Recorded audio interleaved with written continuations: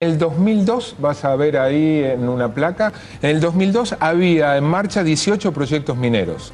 En el 2004 había 110 y ahora hay 614 proyectos mineros en ejecución, de los cuales hay 12 a escala internacional. Los megaproyectos mineros como Famatina, Bajo la Lumbrera, Veladero y demás. Inversiones. En el 2002 se invirtieron, en el año, obvio, 540 millones de pesos. En el 2011, este año, el año pasado, se invirtieron 11.000. Por 20 se multiplicó la inversión en minería. Esto se reflejó, entre otras tantas cosas, elegí algunos datos como para ilustrar la importancia y el boom de la minería. Decía, todas esas inversiones y aumento de la cantidad de proyectos se tradujo, fíjense, en nivel de exportaciones. De oro en 2011, datos conocidos ayer, se exportaron 2.400 millones de dólares. El oro ya es uno de los 10 productos que más ubicados en el top 10, en el ranking de las 10 mayores exportaciones de la Argentina. Si le sumás el cobre, 1.580 millones, ya tenés ahí 4.000 y hay además algunos centenares de millones más en plata. Perspectivas. Argentina, placa número 4. En oro tiene las 9º reservas del mundo. Hay solo 8 países con más reservas de oro que la Argentina.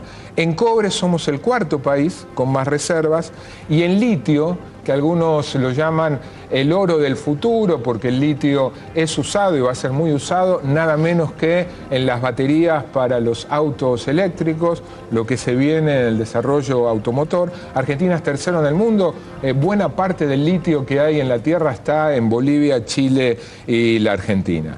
La idea es debatir pros y contras, tema muy polémico. Para eso invitamos al ingeniero Mario Capello. Mario, gracias por venir. Es ingeniero en minas y además secretario del Colegio Argentino de Ingenieros en Minas. Fue diputado radical por la Nación por San Juan. Invitamos también a Javier Rodríguez Pardo, periodista, autor del libro Vienen por el oro, vienen por todo, las inversiones mineras 500 años después. Gracias, Javier, por venir. La idea, si ustedes comparten, yo enumeré ahí una serie de los puntos que podrían conformar los temas en debate, que es la placa que van a ver ustedes ahora. Se discute sobre la minería como una actividad extractiva de un recurso no renovable y por eso hay muchas críticas. Se la cuestiona también porque es una actividad que agrega poco valor. Se la discute por la contaminación con el uso del cianuro, por lo menos es una de las posiciones. Se la discute por el excesivo uso de agua y también se la cuestiona por las ganancias extraordinarias y la baja carga fiscal, lo poco que el Estado captura de la renta. Mario, Javier, si les parece bien, tomamos esos temas como ordenamiento del debate, ¿sí? Actividad extractiva de un recurso no renovable. ¿Está bien o está mal que se la realice? Yo te agradezco la invitación. La primera vez que el Colegio Argentino de Ingenieros de Minas, quienes hemos sido formados en la universidad pública de nuestro país para entender y llevar adelante el negocio minero en base a cuestiones científicas, bueno, hemos sido invitados y esto es realmente una rareza. Tal vez vos no lo llegás a dimensionar, pero como te comentaba, cuando hay un trasplante de algún órgano en algún chico que nos conmociona o algo, inmediatamente apelamos a los médicos, al equipo de cabecera, al que va a hacer la operación. Si hay un problema con el campo, como fue la resolución 125, vienen a opinar las entidades del sector, los ingenieros agrónomos. Y sin embargo, cuando se habla de la minería en la Argentina, bueno, nosotros vemos, ojo, que todo el mundo puede opinar y nos parece bien, pero sale el cura del lugar, el maestro del lugar, el médico de Andaigalá. Y quienes hemos sido formados en esta cuestión no somos consultados. Y esto sin duda es porque Argentina es un país sin tradición minera. A pesar de como vos bien decías, este enorme potencial geológico minero que tenemos, a este país le bastó durante 150 años con la pampa húmeda. Éramos el país de la carne, del trigo, de la leche, ahora de la soja, y no hizo falta mirar a la cordillera. No teníamos una mirada hacia los recursos de la cordillera, que había uno que otro yacimiento que se explotaba de tanto en tanto. Ahora, pasemos al punto. Hoy, con ese potencial, ¿es conveniente que el país concrete esa actividad extractiva de algo que no es renovable? No hay país en el mundo que haya renunciado voluntariamente a la explotación de los recursos minerales. De hecho, los países más poderosos del planeta, China, Estados Unidos, los de mejor gestión ambiental, Canadá, Nueva Zelanda, Australia, explotan y están en el top 10 de la producción de los metales en el mundo. Para no decir, bueno, del otro lado, Chile, Perú, Brasil, el primer productor de hierro del mundo. Y estos países que han tenido, que estamos asistiendo al boom de los commodities, porque hay que decir que los precios, de la misma manera que saltó el precio de la soja de $100 a 400, y saltó el precio del cobre de $1 la libra a $4, o saltó el precio del oro que estaba estancado en $320 la onza a los 1.800 que está hoy. Y nosotros no hemos podido aprovechar ese boom, porque nosotros hemos aprovechado únicamente el boom de la soja, pero Brasil aprovechó el boom del hierro, Chile y Perú aprovecharon el boom del cobre. Javier. No, acá disentimos mucho, lógicamente. Estados Unidos, los países del norte que él menciona, hace 100 años obtenían cobre 5% de ley mineral. Vamos a decirlo claramente porque están los libros que se estudian en las universidades del norte. Ese recurso, que nosotros le llamamos bienes comunes, no recursos naturales, lo agotaron. Hoy se obtiene cobre 0,4%. Fíjense, en 100 años del 5% de ley mineral a 0,4%. Los países del norte consumen... Eso significa en menos densidad. Claro, es la cantidad de mineral que se halla en la roca. Ahora, son países que han venido consumiendo 19 toneladas de mineral por año cada individuo. Estamos hablando del 20% de la población mundial estimativamente, que curiosamente consume el 80% de la energía del planeta. Esto hay que decir, nosotros somos el sur. Somos el 80% de la población mundial y consumimos el 20% de la energía. Cuando hablan de esa riqueza del norte, bueno, hoy se encuentran con que quieren seguir siendo potencia.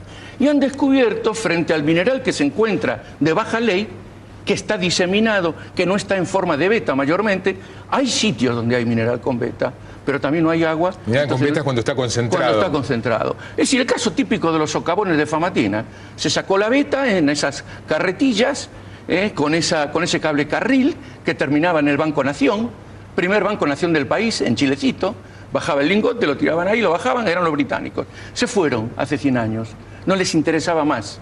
Pero el sistema extractivo que opera hoy, hidroquímico metalífero a cielo abierto, volando montañas, es necesario verlo.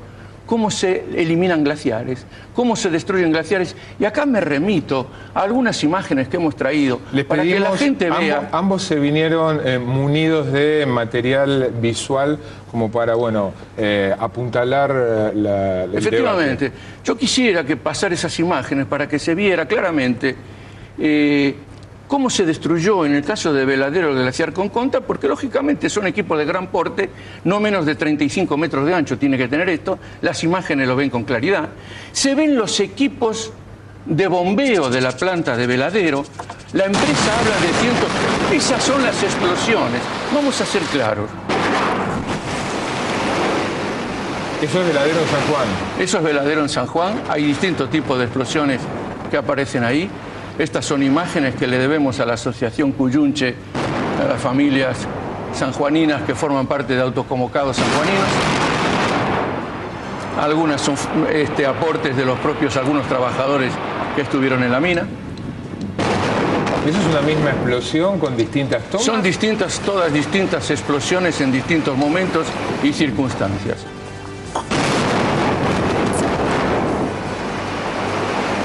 Hay sitios donde esos open pit tienen 4 kilómetros de diámetro, 1 kilómetro de profundidad. Hay sitios donde un agujero está al lado del otro. Los territorios parecen quesos gruyère. ¿En aras de qué? ¿De qué? Me están hablando de unos minerales que no quedan en el país. Y después vamos a hablar efectivamente de cuál es la verdadera renta que dejan.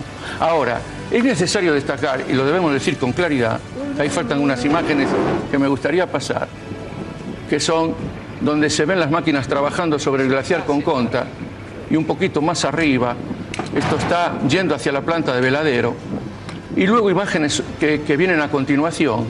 Biocidio, entiendo yo, una matanza de la biosfera. Digamos que sí. La cordillera de los Andes es una cordillera que contiene mucho plomo, mucho mercurio y mucho arsénico. Los dos primeros metales, el segundo, debo decirlo claramente, porque este polvo en suspensión, que un ingeniero en Chilecito nos gritaba una vez diciendo: quédense tranquilos que el polvo no sale porque vamos a regar antes la montaña. Este es el ejemplo de cómo se riega una montaña. Vean el polvo en suspensión. Mario. Esto es una cuestión absolutamente normal. Esto pasa en todo el mundo. Por supuesto que esta actividad hay que multiplicarla por 10 o por 20 en Estados Unidos. Estados Unidos tiene 166 minas funcionando a cielo abierto en la actualidad. Canadá tiene 42. Y en el caso de las... Con este tipo de explosiones, o sea, sí, con esa misma, de minería, sí, modo... pero por supuesto. Yo diciendo además porque es no un es lugar correcta la cifra. Un lugar muy chico, digamos, es como una manzana de Buenos Aires, el lugar donde está, porque depende de cómo es el cuerpo mineralizado, las labores que tenemos que ir realizando. Los gases de la explosión están absolutamente controlados. El ANCO, que es una mezcla de nitrato de amonio, el nitrato de amonio es la urea, lo que usan para fertilizar los campos en la Argentina, y carbón, que es absolutamente, no produce gases de efecto invernadero, es decir, no se produce ni monóxido ni dióxido de carbono. Y el polvo que ve la gente, yo entiendo a la gente cuando se asusta, ¿eh? Dice la gente, mire esto, muy impresionante, las imágenes son... Pero claro, a nosotros los ingenieros nos gusta, digamos, porque esto es ingeniería, esto es ciencia, esto no es misterio. Esto es así, aquí en Argentina, esto no es industria, en Canadá, ingeniero. En México, en Australia, Nueva Zelanda, en todo lado, en Alaska hay minería a cielo abierto. Entonces digo, los polvos no son... y el polvo que levanta no es distinto, Marcelo, al polvo que levanta un viento sur o el viento sonda. Es decir, porque acá se dice que vuelan los metales pesados. Los metales pesados no pueden volar, por pesos específicos caen en el propio frente de explotación. Y lo que se levanta es particulado, polvo, de cuarzo, es lo mismo que lleva un viento. Por eso no hay absolutamente ningún trabajador con enfermedad profesional. Les propongo vincular este tema, estamos hablando de polvos, a la química. Una de las principales objeciones que tiene la minería a cielo abierto en algunos casos es el uso del cianuro, ¿no? Tengo entendido, para la separación del mineral de la roca. Sí. Bueno, el cianuro, que es un veneno muy fuerte, que si se forma el ácido cianhídrico mata, el único caso de muerte por cianuro en la República Argentina no es de la minería. Fue en el año 93, aquí en el municipio de Avellaneda, que un irresponsable de las tantas industrias que hay alrededor del riachuelo tiró al sistema cloacal cianuro. Y otro irresponsable tiró ácido sulfúrico. Se formó el ácido cianhídrico y mató a una familia completa porque le entró por las endijas, las rejillas del sistema cloacal y mató a la familia. Y mató a los bomberos que lo fueron a socorrer. No hace más que asustarme. Claro, por eso digo. No, pero en minería es, primero que se usa, es un agente metalúrgico, el cianuro es el único que disuelve al oro, y se usa en circuito cerrado. ¿Qué quiere decir en circuito cerrado? Y para que la gente entienda, porque esto parece muy complejo. Mire, es como una pileta de natación, que tiene un filtro en la casa y que hacemos circular permanentemente el agua. Eso es circuito cerrado. El cianuro capta el oro y la plata, lo lleva a la planta de proceso, en esa planta de proceso se hace precipitar el oro y la plata y se funde y sale el metal doré, la barrita que vemos que es una mezcla metalúrgica de oro y plata. ¿Puedo opinar con respecto a esto? Y el cianuro vuelve, porque es muy caro, se recupera la mayor parte y el agua vuelve al proceso, está en circuito cerrado. Y antes de depositar la parte que no se puede recuperar, se destruye con hipoclorito de sodio. Por eso vos no vas a ver, Marcelo, en ningún lugar del mundo, en la actual minería, que haya problema con cianuro. No lo tenemos en Chile, del otro lado, que tiene 4.200 yacimientos, muchos de los cuales usan cianuro. Vamos por partes. En Esquel, en Puerto Madryn, apareció el presidente, vicepresidente de Meridian Gold, refiriéndose a la gente de Esquel y diciéndole que en el primer mundo esta minería no pasaba, que en el mundo subdesarrollado sí podía haber porque se trabajaba mal, y que hacía 5, 10, 15, 20 años que no había aparecido prácticamente derrame. Yo llevaba un informe que se llamaba El oro de Esquel, que forma parte del primer capítulo del libro, efectivamente, Vienen por el oro, vienen por todo. Claro, cuando termina de hablar y le pido la palabra, le digo, discúlpeme, ingeniero, pero... Esquel fue donde se realizó el plebiscito que impidieron la instalación de Meridian. Y en Puerto Madryn, este hombre que estaba exponiendo en ese momento, le digo, discúlpeme, ingeniero, pero usted acá he subrayado en amarillo una lista muy grande, son más de 100 aproximadamente. En el primer capítulo, insisto, lo recomiendo para que la gente lo lea, aparece un listado. Y le nombro algunos. En Papúa Nueva Guinea se desprendió una tonelada de cianuro de un helicóptero que lo transportaba a una mina de oro. Se trataban de 150 kilos de reactivo que perdieron en el bosque tropical y aún se investigan las consecuencias. En Dakota del Sur, 7 toneladas de desechos de cianuro de sodio concluyeron con toda la vida marina del río de la Quebrada de Whitewood. Nevada, en la mina cantera de oro. En fin, no podía nombrar todos acá porque se me va el programa. Pero cuando llego a la parte del Bay, en Nevada, casi un millar de aves que aparecieron muertas luego de beber agua, me interrumpe y me dice, fueron unas aves migratorias que bajaron a beber en el dique de Colas y se murieron. Eso no pasa hoy, porque le ponemos al dique de Colas una red. Y esto lo que nos obligó a nosotros fue investigar más de cerca el tema del cianuro. Y hemos encontrado textos de los propios responsables de la minería, donde efectivamente descubren que la única forma real de poder, por ejemplo, eliminar estos cianuros que hay en las minas es tratando de ver con la biodegradación de alguna bacteria que empieza. Entre ellos, obviamente, la tesis de maestría del señor Marcelo Bellini, Rubén Bellini, que la tengo aquí, la traje conmigo justamente para leerles la parte donde él refuerza hablando del río Danubio, que quedó completamente contaminado en el centro de Europa y arrasó con toda esa cuenca. Cualquier cantidad, 3/4, el presidente de Hungría lo dijo con más claridad, las 3/4 partes de la población se quedó sin agua potable. Ahora, ¿cuánto? Y si habla de hipoclorito de sodio. En el texto el ingeniero menciona que fue peor el remedio que la enfermedad. Le echaron el hipoclorito para ver y fue multiplicador el efecto. El derrame, perdóname Marcelo, fueron 2.000 kilómetros. 2.000 kilómetros del Danubio y de los confluentes en Europa es más o menos como decir que contaminé desde aquí hasta Trelew, no, son 1.500 kilómetros. Comodoro, 1.900. Hasta Caleta, Olivia, 2.000 kilómetros. Mario, para cerrar el tema del cianuro. Sí, esto, claro, cómo la gente no va a estar asustada con estas cosas que dice. En Hungría lo que pasó, digamos, acá no hay ningún dique de cola con cianuro, ninguno en la Argentina. Hay pilas de lisificación, que es otra cosa, no tiene nada que ver. Diciendo, perdón, está tergiversando hechos acá, el informe de impacto ambiental también. Digo, no hay ningún emprendimiento con dique de cola, a lo menos estos mega emprendimientos de Veladero y de el Bajo de la Lumbrera.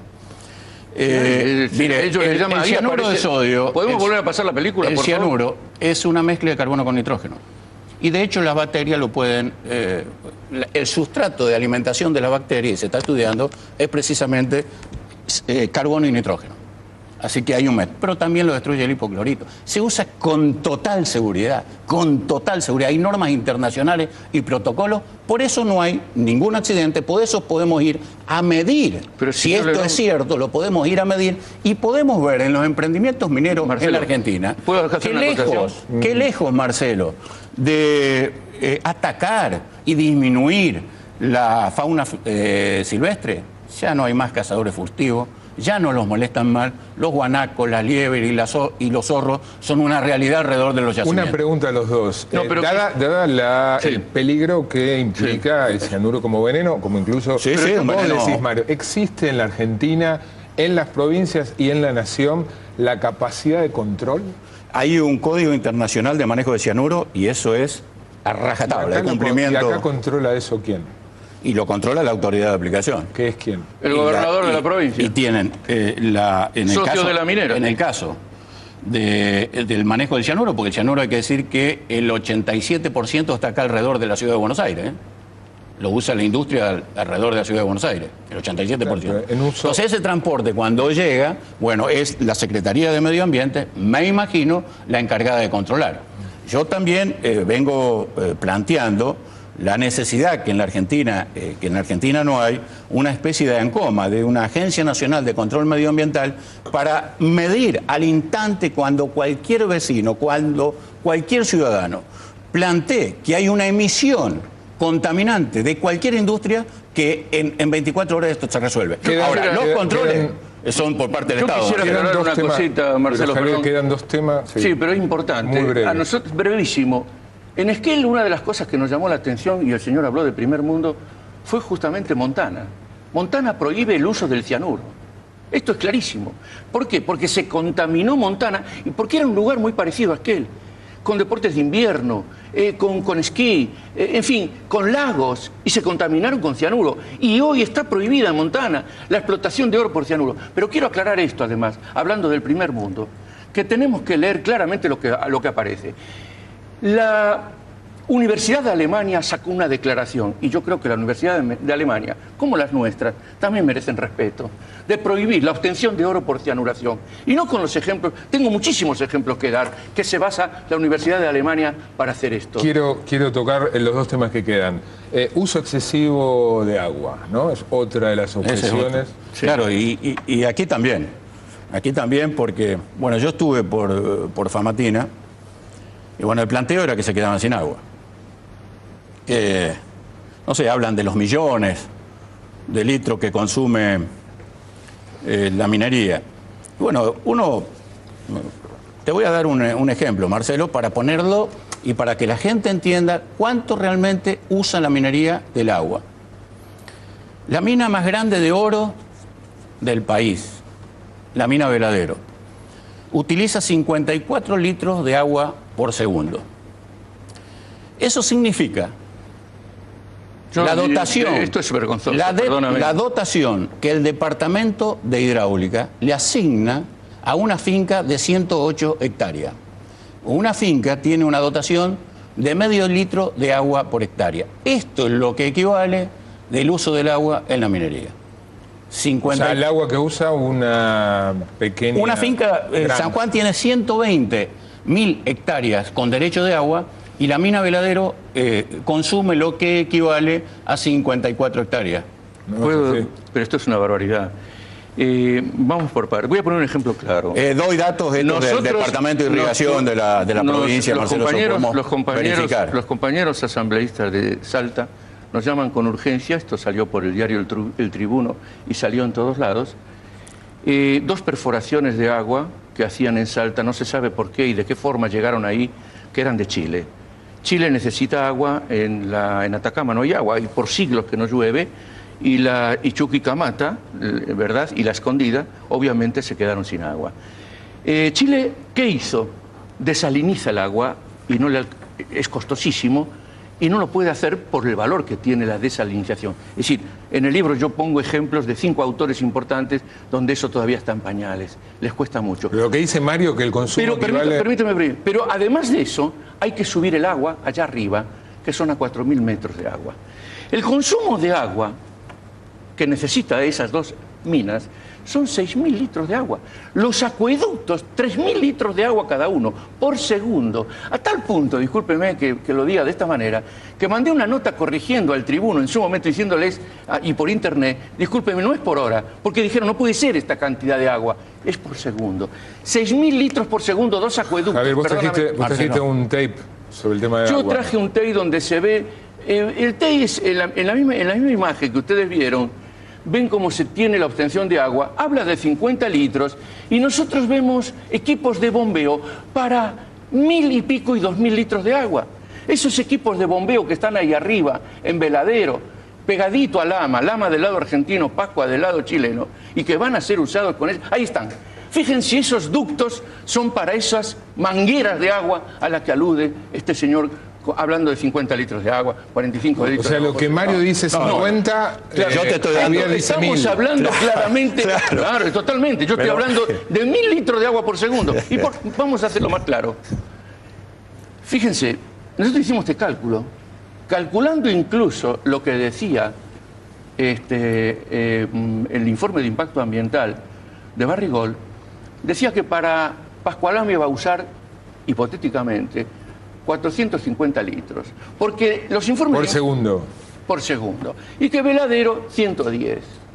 No puso Penélope. Yo hice un cálculo con un ingeniero minero, al que le mando un saludo desde aquí, Huguito González, en San Juan, y le dijimos, vamos a hacer lo siguiente. Sumemos el costo que tenía el agua en la minería en el año 76, conforme al Buró Minero norteamericano, que son datos que aportan las empresas mineras norteamericanas. Y hay un dato, costaba 10 centavos de dólar el metro cúbico. Usemos las cifras que dice la propia minera. Multipliquémoslo calculando todo el complejo, Veladero, Pascualama, Pascua del lado argentino, ¿verdad? Y coloquemos 1000 litros, o menos de 1000 litros, pero todo el complejo. Multipliquemos esos por 60 segundos, 60 minutos, 365 días, por un año, ¿verdad? Por 25 años de explotación, y la cifra que daba, bueno, no la podíamos hacer con máquina, la hicimos a mano, llenábamos de cero prácticamente los papeles, éramos varios sacando los números, tenían que dejar el oro para pagar el agua. Lo que ocurre que en los informes de impacto ambiental que presentan estas mineras no consideran ni el agua ni la energía como insumo principal.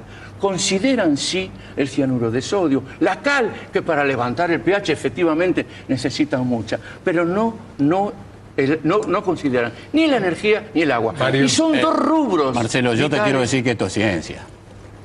Un procedimiento hidrometalúrgico no tira el agua que se le ocurre, sino la que necesita. Yo te invito, Javier, te invito a que vayamos a San Juan, trae tus técnicos. Vamos a Veladero. Y te propongo y que Marcelo nos acompañe con las cámaras. Vamos a medir con los técnicos cuánta agua utilizan. Vamos a medir, además, los valores que tienen el río Las Taguas después de la mina Veladero. Porque Pero le digo una cosa, Mario, yo acerco con una condición. Sí. Caigo de sorpresa en cualquier momento.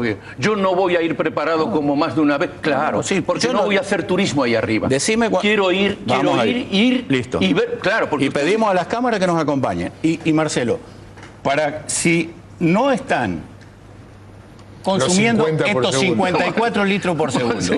o si los valores del río Las Taguas han sido modificados por la actividad minera, yo lo acompaño y voy a hacer la denuncia penal correspondiente. Quedó el compromiso. Último punto, las mineras ganan muchísimo dinero y pagan de impuestos en proporción a lo mucho que ganan, poco.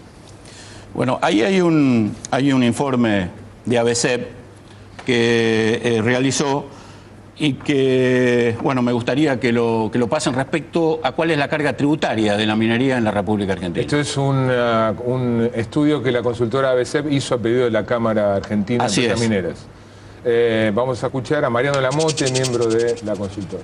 Para 2010, que fue para año cerrado, a partir de datos de encuestas a las empresas mineras, de análisis de balances y principalmente información de AFIP y de rentas de las provincias o de distintas agencias provinciales, nos arrojó para 2010 un aporte por todo concepto de 5.600 millones de pesos, lo cual, si lo desagregamos, 4.340 millones es a nivel del Estado Nacional y el resto a las provincias, que en un 50% es a partir de regalías, ingresos brutos y otros impuestos, y el resto es a partir de fideicomisos y la participación en las utilidades por parte de las empresas públicas. La gran verdad es que para las provincias, ejemplo para Catamarca, esto representa, los ingresos de la actividad de la minería representan aproximadamente un 14% de sus ingresos totales, lo cual pone a la provincia en una situación muy favorable ante la menor dependencia de los ingresos nacionales. Si uno observa el caso de una empresa minera en Santa Cruz, por ejemplo, de una empresa de oro y plata, en un pueblo quizás de 10.000 habitantes, empleo directo son 1.000 empleos, más empleos de contratados son otros 600. Y hay que contemplar todo lo que es indirecto de prestación de servicio, que no es que están todo el día en la mina. Creemos que quizás el 50% de esos 10.000 habitantes tiene una relación o directa o indirecta con la minería y con todo lo que genera. Si los ingresos mineros son 100, 35 a 38, según el sector, quedan en lo que se llama salarios, gastos de pago de servicios, compra de insumos, compra de bienes, es lo que decís, lo que queda en otras actividades, es lo que el derrame hacia otras actividades y mucho hacia la región. Otros 40 quedan en lo que es impuestos nacionales, impuestos provinciales y lo que son empresas públicas y fideicomisos. Bien, entonces tenemos 40 más 35, tenemos 75. Entonces, el otro 25 y quizás a veces entre 25 y 28, no, es un poco más a veces, depende del año y depende de la empresa, le quedaría a la empresa. Que con eso lo que hace la empresa es paga lo que es la inversión y lo otro es utilidad. Marcelo, esto... La inversión se le devuelve a la empresa. La minería, hay que decirlo con toda claridad, pero es decir, los hemos publicado por todos lados desde el año 2003. La actividad minera está subsidiada en todas sus etapas. Los números que dicen y que reflejan son las arcas del Estado las que terminan pagando hasta los salarios. ¿Por qué? Porque está todo subsidiado. Vamos a poner un ejemplo claro. Tomo siempre el ejemplo de la lumbrera, ¿verdad? Que es, bueno, obtuvo 1.590 millones de dólares en el año 2010. Y las ganancias acumuladas desde el 99 al 2010 alcanzan casi 11.000 millones de dólares. ¿Para qué se mantienen los subsidios si el negocio es tan bueno? Esta es una de las preguntas claves. ¿Y por qué hablo de subsidios? Porque las mineras tienen todo subsidiado. Es decir, primero dicen que el subsidio es porque hay un riesgo minero, pero cuando apenas le otorgan la concesión, el Código Minero, que en el artículo 214 establece una exención impositiva durante los primeros 5 años de la concesión, abarca todo gravamen o impuesto nacional, provincial, municipal, aplicable a la explotación, exploración, a todo. Y las mineras pueden deducir hasta el 100% de los montos invertidos en gastos de prospección, exploración. Es decir, voy a ser textual con una parte de la ley. Estudios especiales, ensayos mineralógicos, metalúrgicos, de planta piloto, de investigación, es decir, deducen todo. Y con respecto a los salarios que dice el señor, sigamos con el ejemplo de la número 1 en el país, que es la lumbrera, que en su página web al principio colocaba: somos los consumidores de energía más grandes del país. Claro, si consumen el 80% de la energía de todo Tucumán con sus industrias. Eso fue un escándalo. Entonces sacaron inmediatamente de su página web. Mira lo que dice, por Dios, el salario. En el 2010 Javier, Minera Lumbrera empleó 1.397 personas y pagó salarios por 160.000. Es decir, vamos a ser claros, cada trabajador gana 9.500 pesos. Es uno de los salarios más grandes del país. Hay que tenerlo claramente. Quiere decir, 160 millones de pesos en salarios. Son 37 millones de dólares. La cifra de exportación anual es declarada es de 1.600. Javier, no me cabe ninguna duda. Mira, que usted podría seguir... No, pero te lo voy a dar y te lo voy a dejar. Sí. Fíjate. Tenemos... 1.600 millones de dólares nos da de la lumbrera utiliza. De sus exportaciones para pagar sueldos, este número, 0,5 ceros más, que me lo vas a leer tú, porque yo no sé francamente leer esto, me da esta cifra. De las exportaciones, lo que utiliza para pagar sueldos es esto. ¿Cómo se lee esto, por Dios? Y el 233 por millón, debe ser algo así. Sí, sí. A ver, Marcelo. Un minuto, aquí está el número que escribió Javier. Mario, tenemos un minuto. Perdón, quiero hacer noble a este número. Este número se lo debo a mi amigo de Esquel, Humberto Cadamoto, bueno, que la verdad es un experto en estos números. La minería no tiene ningún subsidio. Se confunde estabilidad tributaria con la exención impositiva. No tiene ninguna exención impositiva. Y por supuesto que tiene amortización acelerada de capitales. Pero en cualquier industria, los bienes de capital se amortizan, también en la minería. Por eso este estudio habla de una carga fiscal de alrededor del 53% en la República Argentina, que es una de las más altas del mundo. 53% de valor agregado. Exactamente. No de la facturación. Exactamente. Entonces, pero paga 35% de ganancia, paga bienes capitales, paga absolutamente todo. Y además paga retenciones, que en otros lugares del mundo la minería no tiene retenciones. Y además paga regalías. Y te quiero cerrar con este cuadro. No, pero debo decir algo. pero no tenemos más tiempo. Pero es importante, es muy importante, Marcelo. En el 2007, perdóname que esto te interesa mucho a ti, que eres economista. Todo me interesa, fíjate, tenemos otro bloque. 5% para oro y plata y 10% para otros metales fueron retenciones que impuso el gobierno en el 2007. Sí. Tú lo sabes bien. Y ahora, el año pasado, al igual, la obligación de liquidar divisas en el país. Sí. Bien. Tenemos estabilidad, una ley que habla de estabilidad fiscal por 30 años. Las empresas le están haciendo juicio al Estado. El Estado se metió en un lío terrorífico porque las empresas quieren que se practique la misma regla de juego. Estabilidad fiscal por 30 años. Los dos apasionados y te agradezco, sí que se quedaron con... pero yo te ofrezco, porque uno no es todólogo tampoco. Nosotros tenemos experto en voladura de roca, experto en tratamiento metalúrgico de minerales, experto en minería subterránea, en estudio y control del impacto ambiental y cierre de minas. Te lo ofrezco para este debate, que es bienvenido, que hoy se inicia en la Argentina, bienvenido al debate. Gracias, Mario, gracias, Javier. Perdona el tiempo que usted... No, al revés, gracias a ustedes. Vamos a otro corte y cuando volvamos, Malvinas. En el 2002, vas a ver ahí en una placa, en el 2002 había en marcha 18 proyectos mineros. En el 2004 había 110 y ahora hay 614 proyectos mineros en ejecución, de los cuales hay 12 a escala internacional. Los megaproyectos mineros como Famatina, Bajo la Lumbrera, Veladero y demás. Inversiones. En el 2002 se invirtieron, en el año, obvio, 540 millones de pesos. En el 2011, este año, el año pasado, se invirtieron 11.000. Por 20 se multiplicó la inversión en minería. Esto se reflejó, entre otras tantas cosas, elegir una actividad que agrega poco valor. Se la discute por la contaminación con el uso del cianuro, por lo menos es una de las posiciones. Se la discute por el excesivo uso de agua y también se la cuestiona por las ganancias extraordinarias y la baja carga fiscal, lo poco que el Estado captura de la renta.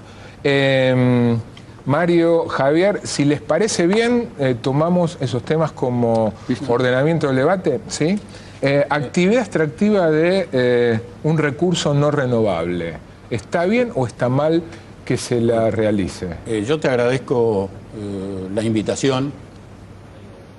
4. En oro tiene las 9º reservas del mundo. Hay solo 8 países con más reservas de oro que la Argentina.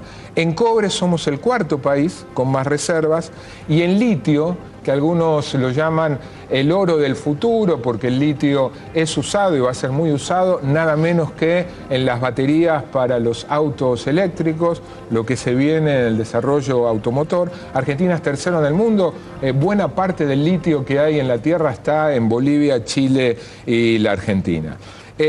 La idea es debatir pros y contras, tema muy polémico. Para eso invitamos al ingeniero Mario Capello. Mario, gracias por venir. Es ingeniero en minas y además secretario del Colegio Argentino de Ingenieros en Minas. Fue diputado radical por la Nación por San Juan. Invitamos también a Javier Rodríguez Pardo, periodista, autor del libro Vienen por el oro, vienen por todo, las inversiones mineras 500 años después. Gracias, Javier, por venir. La idea, si ustedes comparten, yo enumeré ahí una serie de los puntos que podrían conformar los temas en debate, que es la placa que van a ver ustedes ahora. Se discute sobre la minería como una actividad extractiva de un recurso no renovable y por eso hay muchas críticas. Se la cuestiona también porque hay algunos datos como para ilustrar la importancia y el boom de la minería. Decía, todas esas inversiones y aumento de la cantidad de proyectos se tradujo, fíjense, en nivel de exportaciones. De oro en 2011, datos conocidos ayer, se exportaron 2.400 millones de dólares. el oro ya es uno de los 10 productos que más ubicados en el top 10, en el ranking de, de las 10 mayores exportaciones de la Argentina. Si le sumás el cobre, 1.580 millones, ya tenés ahí 4.000 y hay además algunos centenares de millones más en plata. Perspectivas. Argentina, placa número